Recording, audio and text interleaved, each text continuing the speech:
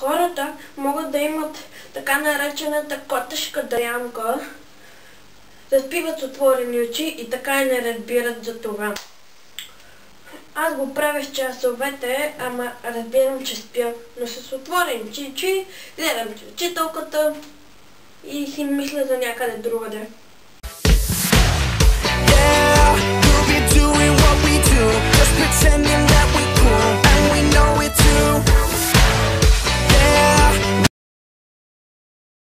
Рекордното време за безсъние е 18 дни, 21 часа и 40 минути.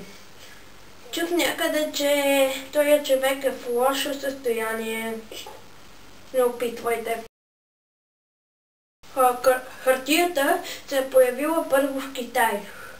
Това е много ясно. Всичко минава през Китай преди да дойде при нас.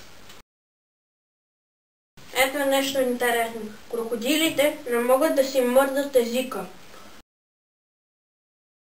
Огънят се движи по-бързо нагоре, отколкото надолу. Това не знам, защо са го дали. Може би защото хората се движат по-бързо надолу, отколкото нагоре. В Източна Африка правят бира от банани. Бира от банани! Първата Кока-кола е имала кокаин. Кокаин, хора, кока! Чакайте малко. Първото име на Кока-кола е Кока. А някои викат на кокаин е Кока. Хора,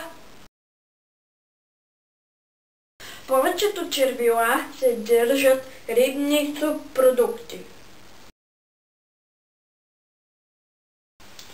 Ако храната не е примесена с слюнка, то тогава тя няма никакъв вкус. Тук се появява въпроса.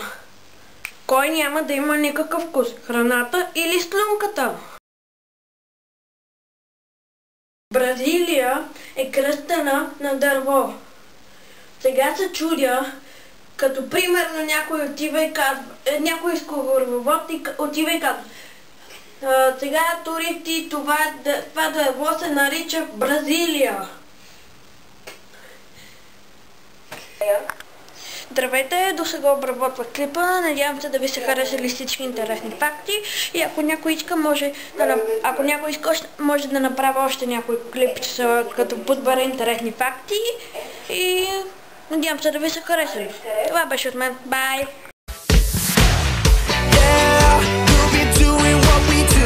Pretending